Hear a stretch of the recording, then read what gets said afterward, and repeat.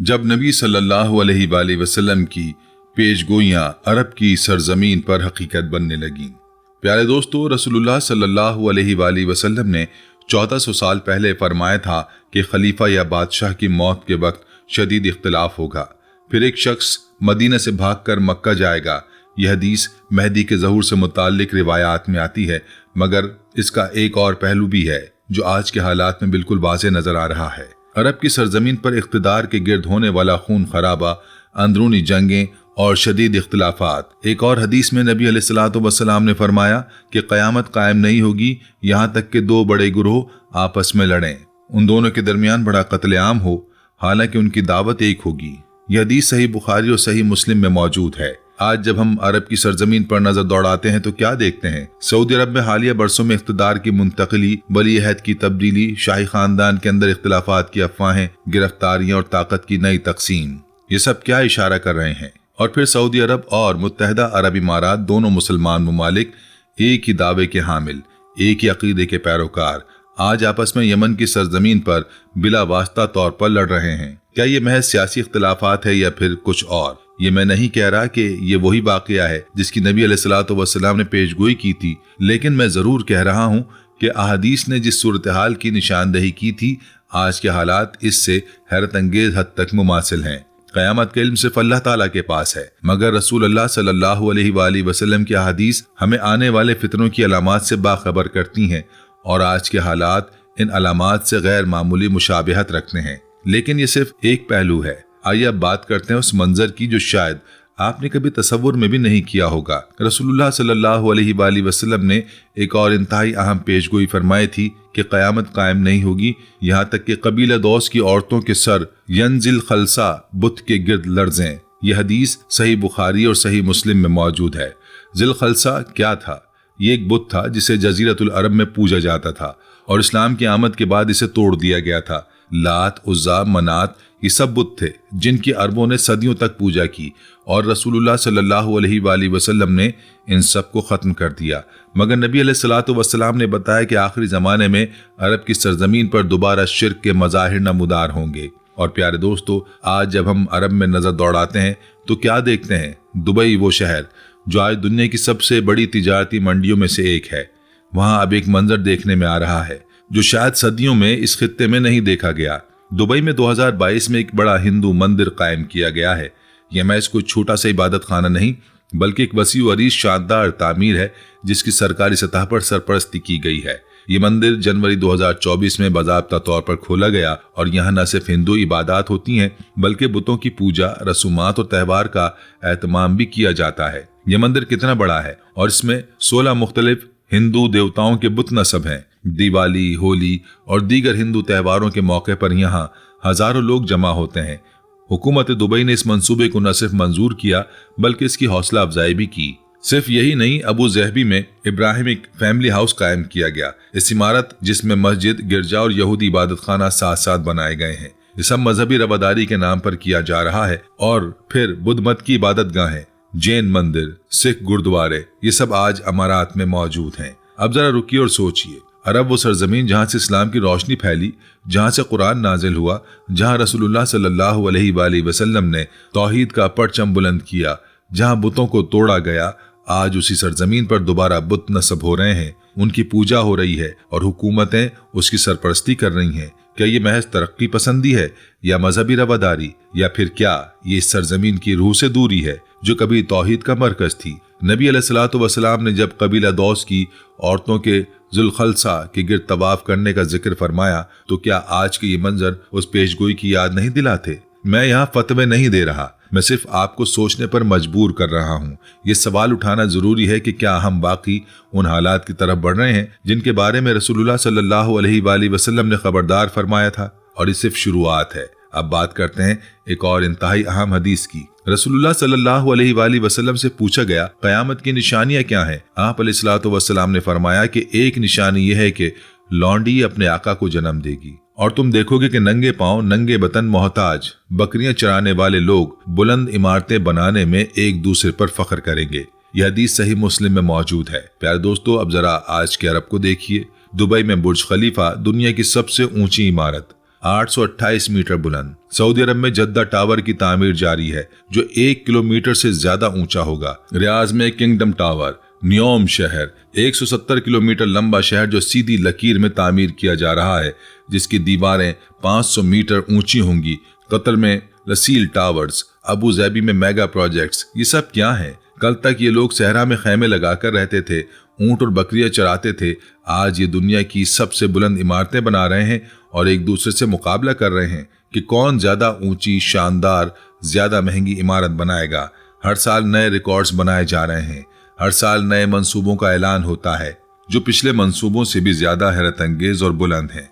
ये मुकाबला सिर्फ इमारतों तक महदूद नहीं, बल्कि ये ताकत, दौलत और असर रसूख का मुकाबला बन चुका है। क्या ये महज तरक्की है या फिर क्या ये वही अलामत है जिसके बारे में नबी अलैहिस्सलातु वस्सलाम ने 1400 साल पहले बताया था? ये मैं नहीं कह रहा कि ये कतई तौर पर वही है, लेकिन मुमासलत इतनी वाज़ेह है कि इसे नज़रअंदाज करना मुश्किल है।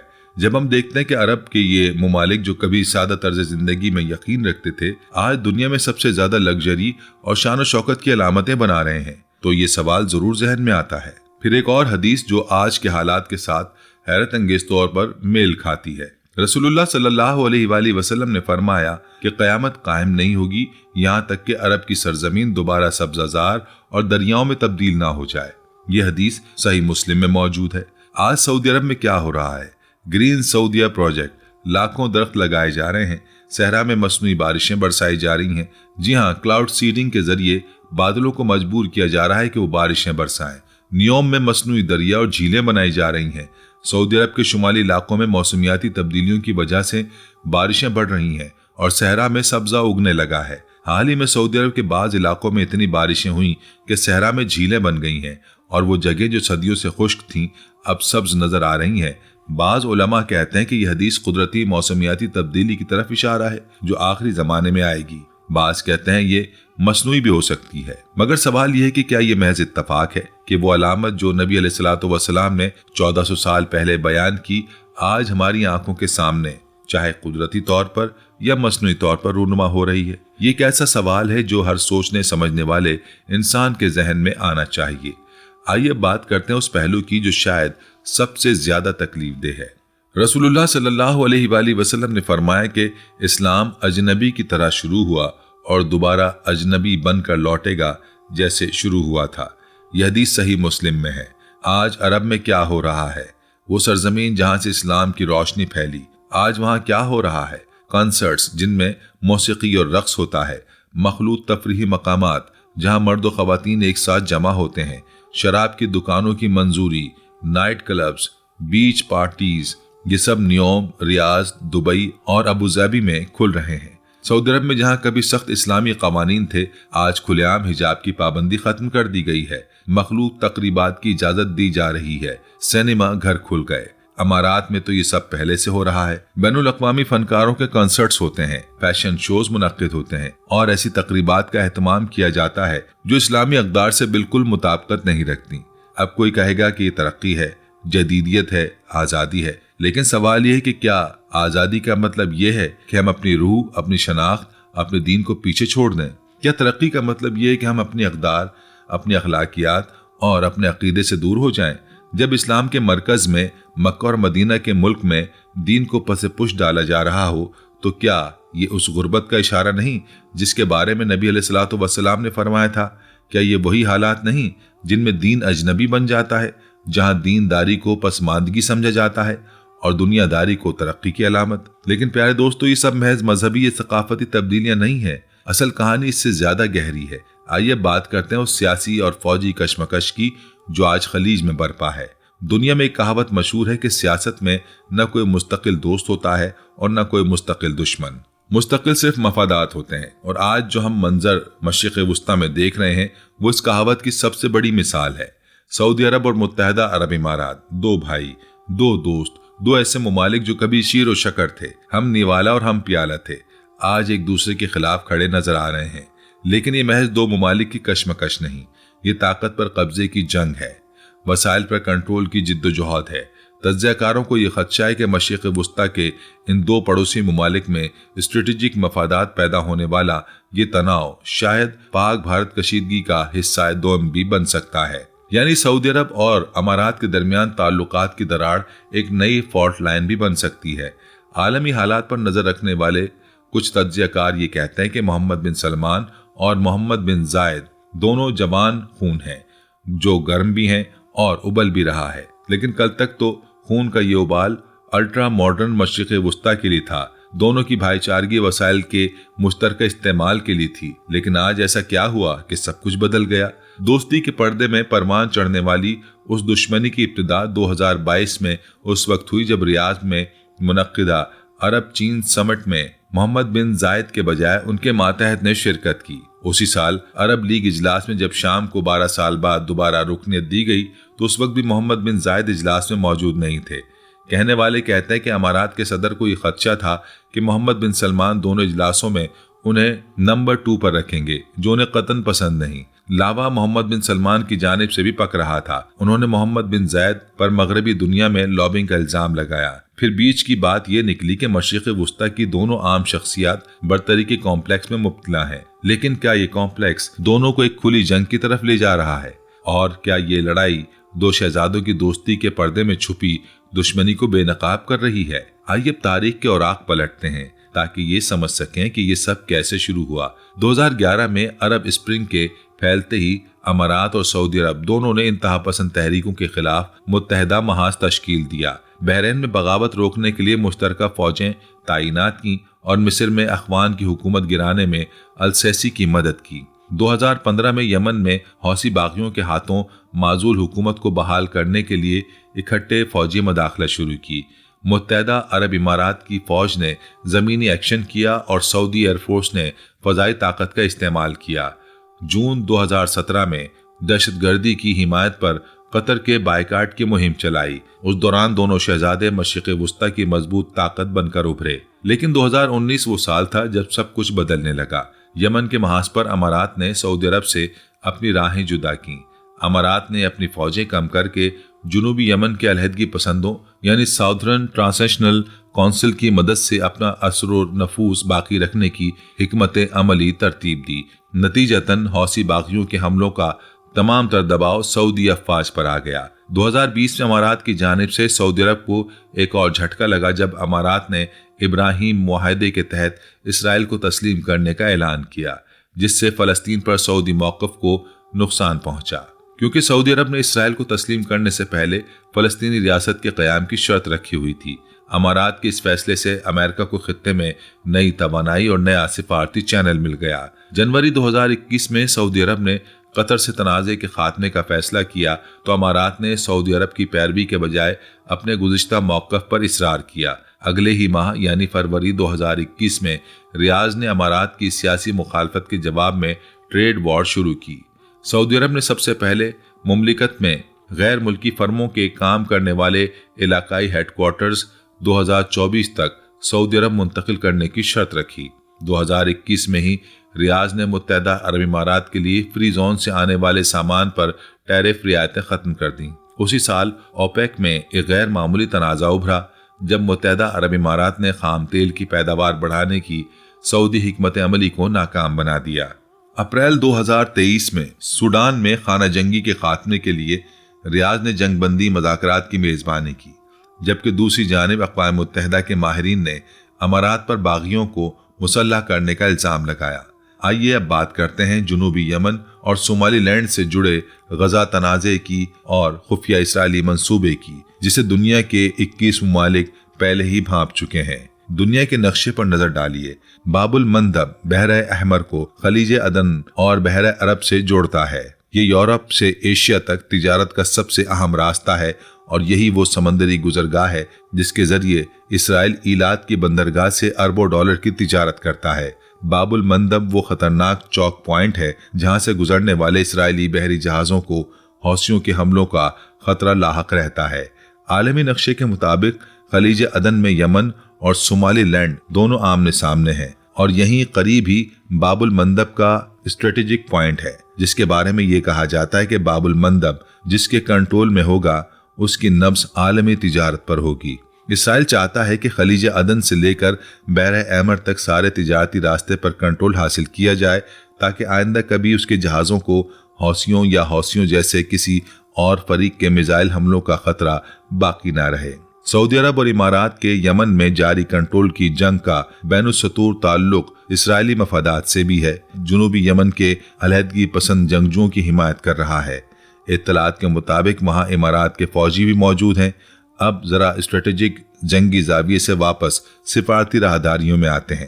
صومالی لینڈ، اسرائیل اور امارات، اگر میں اسے خفیہ افریقی اتحاد کہوں تو شاید غلط نہ ہو۔ اسرائیل اور صومالی لینڈ 2010 سے پہلے سے آپسی رابطے میں ہیں۔ 2010 میں اسرائیلی وزارت خارجہ نے بیان دیا کہ اگر درخواست کی گئی تو اسرائیل صومالی لینڈ کی آزادی کو تسلیم کرنے کے لیے تیار ہے۔ 2020 میں صومالی لینڈ وہ پہلا ملک تھا جس نے اسرائیل اور متحدہ عرب امارات کے درمیان تعلقات کے قیام کا خیر مقدم کیا تھا۔ اطلاعات یہ بھی ہیں کہ امارات صومالی لینڈ میں خفیہ فوجی اڈے بھی رکھتا ہے۔ اکتوبر 2024 میں اسرائیل کو حوثیوں کے میزائل حملے روکنے کے لیے صومالی لینڈ نے اپنی سرزمین پر فوجی اڈے کے قیام کی پیشکش کی۔ خبر رساں ادارے ایسوسیٹڈ پریس نے مارچ 2025 میں رپورٹ دی کہ امریکہ اور اسرائیل نے دیگر افریقی ممالک کے علاوہ صومالی لینڈ کے حکام کو غزہ کی پٹی سے فلسطینیوں کو اپنی سرزمین پر آباد کرنے کی پیشکش کی تھی۔ تاہم صومالی لینڈ نے ایسی کوئی پیشکش موصول ہونے کی تردید کی ہے، کوئی انکار کرے یا اقرار، لیکن حقیقت یہ ہے کہ فلسطینیوں کی صومالی لینڈ میں بے دخلی کا منصوبہ اب صرف میڈیا تک محدود نہیں رہا۔ 21 عرب اور اسلامی ممالک نے مشترکہ بیان میں واضح طور پر صومالی لینڈ کی اسرائیلی تسلیم اور فلسطینیوں کی بے دخلی کے منصوبے کے درمیان تعلق کو یکسر مسترد کر چکے ہیں۔ حیران کن بات یہ ہے کہ ان 21 عرب اور اسلامی ممالک میں امارات شامل نہیں ہے۔ یہ بات سمجھدار لوگوں کے لیے امارات اور اسرائیل کے تعلقات کی سطح کا پتہ لگانا کچھ مشکل نہیں بتاتی۔ پیارے دوستو، پاکستان کے سارے معاملے سے کیا تعلق ہے؟ یہ ہے اصل میں ملین ڈالر سوال۔ سب سے پہلے پاکستان سعودی عرب سے دفاعی معاہدے میں بندھا ہے، اسی لیے بالواسطہ وہ اس سب مسئلے کا فریق بن چکا ہے۔ نمبر 2، پاکستان فلسطین کے مسئلے کی حساسیت سے واقف ہے، اس لیے مسلم دنیا میں فلسطین کے لیے سب سے پہلے بلند ہونے والی آواز پاکستان ہی کی ہوتی ہے۔ تیسرا یہ کہ پاکستان دنیا کی وہ مڈل پاور ہے جو عالمی امن کو اپنی ذمہ داری سمجھتا ہے، اس لیے اسرائیل اور انڈیا جیسے ممالک پر پاکستان کی کڑی نظر ہے۔ لیکن سب سے بڑا سوال یہ ہے کہ کیا پاکستان دو دوست ممالک کے درمیان سینڈوچ بن چکا ہے؟ سعودی عرب سے پرانے اتحاد اور امارات سے اقتصادی تعلقات، دونوں کے درمیان توازن قائم رکھنا پاکستان کے لیے ایک بڑا چیلنج ہے، اور اگر خدا نخواستہ دونوں کے درمیان کھلی جنگ چھڑ جائے تو پاکستان کو کس کا ساتھ دینا ہوگا؟ یہ وہ سوال ہے جس کا جواب آج کوئی نہیں دے سکتا۔ پاکستان کی پوزیشن انتہائی نازک ہے، کیونکہ ایک طرف سعودی عرب کے ساتھ تاریخی اور مذہبی تعلقات ہیں تو دوسری طرف امارات میں لاکھوں پاکستانی کام کرتے ہیں اور اربوں ڈالر کی ترسیلات زر بھیجتے ہیں۔ اب بات کرتے ہیں عالمی طاقتوں کی کردار کی۔ یہ سب محض علاقائی کشمکش نہیں، یہ ایک بڑے عالمی کھیل کا حصہ ہے۔ امریکہ، روس، چین، تینوں بڑی طاقتیں مشرق وسطیٰ میں اپنا اثر بڑھانا چاہتی ہیں۔ امارات نے حالیہ برسوں میں چین اور روس سے تعلقات مضبوط کیے ہیں، جبکہ سعودی عرب امریکہ کا روایتی اتحادی رہا ہے، لیکن اب وہاں بھی تبدیلیاں آ رہی ہیں۔ اسرائیل کا کردار بھی اہم ہے۔ امارات نے کھلے عام اسرائیل کے ساتھ تعلقات قائم کیے، سعودیہ احتیاط سے آگے بڑھ رہا ہے۔ یہ سب کیوں ہو رہا ہے؟ کیونکہ مشرق وسطیٰ دنیا کا سب سے اہم خطہ بن چکا ہے۔ توانائی، تجارت، جغرافیائی محل وقوع اور مذہبی اہمیت کی وجہ سے، اور جب بڑی طاقتیں کسی خطے میں دلچسپی لیں تو وہاں استحکام نہیں، انتشار پھیلتا ہے۔ یمن میں جنگ، شام میں تباہی، لیبیا میں افراتفری، عراق کی بربادی، یہ سب کیا ہیں؟ یہ سب اسی عالمی کھیل کے مہرے ہیں۔ اور اب جب سعودیہ اور امارات، دو سب سے طاقتور خلیجی ممالک، ایک دوسرے سے دور ہو رہے ہیں تو سوال یہ ہے کہ کیا یہ خطہ ایک بڑے طوفان کی تیاری کر رہا ہے؟ رسول اللہ صلی اللہ علیہ وآلہ وسلم نے فرمایا کہ انقریب فتنے ہوں گے جن میں بیٹھنے والا کھڑے ہونے والے سے بہتر ہوگا، کھڑا ہونے والا چلنے والے سے بہتر ہوگا، اور چلنے والا دوڑنے والے سے بہتر ہوگا۔ یہ حدیث صحیح مسلم میں موجود ہے۔ یہ حدیث ہمیں کیا سکھاتی ہے؟ یہ سکھاتی ہے کہ فتنوں کے وقت احتیاط، دانش مندی اور جلد بازی سے بچنا ضروری ہے۔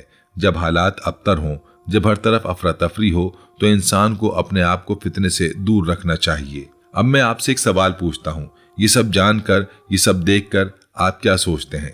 کیا یہ محض سیاسی اختلافات ہیں یا پھر یہ کسی بڑی تبدیلی کی علامت ہے؟ میں آپ کو یہ نہیں کہہ رہا کہ قیامت کل آنے والی ہے، میں آپ کو یہ نہیں کہہ رہا کہ فلاں شخص مہدی ہے یا فلاں واقعہ قیامت کی نشانی ہے، لیکن میں آپ سے یہ ضرور کہہ رہا ہوں کہ اگر رسول اللہ صلی اللہ علیہ وآلہ وسلم نے جو علامات بیان کی وہ آج ہماری آنکھوں کے سامنے رونما ہو رہی ہیں، تو پھر ہمیں کیا کرنا چاہیے؟ کیا ہمیں آنکھیں بند کر کے بیٹھ جانا چاہیے یا پھر ہمیں اپنا احتساب کرنا چاہیے؟ سب سے پہلے رجوع اللہ، ہمیں اللہ کی طرف پلٹنا ہوگا۔ توبہ، نماز، قرآن، یہ ہمارا اصل ہتھیار ہے۔ دوسرا، فتنوں سے بچنا۔ نبی علیہ الصلوۃ والسلام نے فتنوں سے بچنے کی تاکید کی ہے۔ آج کے دور میں سب سے بڑا فتنہ یہ ہے کہ ہم دین کو چھوڑ دیں اور دنیا کے پیچھے اندھے ہو جائیں۔ تیسرا، دعا۔ نبی علیہ الصلوۃ والسلام نے فرمایا کہ اللہ سے پناہ مانگو ظاہری اور باطنی فتنوں سے۔ چوتھا، علم حاصل کرنا۔ جاہل آدمی فتنے میں آسانی سے پھنس جاتا ہے، ہمیں دین کا علم حاصل کرنا ہوگا تاکہ ہم حق اور باطل میں فرق کر سکیں۔ پانچواں، صبر اور یقین۔ مشکل وقت میں صبر سب سے بڑی طاقت ہے۔ اللہ پر یقین رکھیں اور جان لیں کہ ہر مشکل کے بعد آسانی ہے۔ پیارے دوستو، میں نے یہ ویڈیو اس لیے نہیں بنائی کہ آپ میں خوف پیدا کروں، میں نے یہ اس لیے بنائی ہے کہ آپ میں شعور پیدا ہو۔ آج دنیا تیزی سے بدل رہی ہے۔ خلیج میں جو کچھ ہو رہا ہے وہ محض سیاسی کھیل نہیں، یہ شاید ایک بڑی تبدیلی کا آغاز ہے۔ مگر یاد رکھیں، قیامت کا علم صرف اللہ کے پاس ہے۔ ہمارا کام یہ نہیں کہ ہم تاریخیں مقرر کریں، ہمارا کام یہ ہے کہ ہم اپنے آپ کو تیار کریں۔ نبی علیہ الصلوۃ والسلام نے فرمایا، اگر قیامت قائم ہو رہی ہو اور تمہارے ہاتھ میں ایک پودا ہو تو اگر ممکن ہو تو اسے لگا دو۔ یہ حدیث ہمیں کیا سکھاتی ہے؟ یہ سکھاتی ہے کہ امید کبھی نہ چھوڑو، حالات خواہ کتنے ہی بگڑ جائیں، ہمیں نیکی کرتے رہنا ہے، اللہ پر بھروسہ رکھنا ہے اور یقین رکھنا ہے کہ اللہ کی مدد قریب ہے۔ قرآن میں اللہ تعالیٰ فرماتا ہے کہ بے شک مشکل کے ساتھ آسانی ہے۔ آج کی دنیا میں جب ہم دیکھتے ہیں کہ مسلمان ممالک آپس میں لڑ رہے ہیں، جب ہم دیکھتے ہیں کہ عرب کی سرزمین پر شرک کے آثار نمودار ہو رہے ہیں، جب ہم دیکھتے ہیں کہ فلسطینیوں کو ان کی سرزمین سے بے دخل کرنے کی سازشیں ہو رہی ہیں، جب ہم دیکھتے ہیں کہ بادشاہوں کے گرد اختلافات اور سازشیں بڑھ رہی ہیں، تو ہمیں سمجھ جانا چاہیے کہ شاید ہم واقعی کسی بڑی تبدیلی کے دہانے پر کھڑے ہیں۔ لیکن یاد رکھیں، اللہ کی مدد قریب ہے۔ ہمیں صرف اپنے ایمان کو مضبوط رکھنا ہے، حق کا ساتھ دینا ہے اور دعا کرتے رہنا ہے کہ اللہ ہمیں اور پوری امت مسلمہ کو ہر فتنے سے محفوظ رکھے۔ اگر آپ کو یہ تجزیہ مفید لگا تو اسے شیئر کریں، کمنٹس میں اپنی رائے دیں اور سب سے اہم بات، دعا میں ہمیں یاد رکھیں۔ اللہ ہم سب کو ہدایت دے، فتنوں سے بچائے اور ہمیں صراط مستقیم پر قائم رکھے۔ آمین۔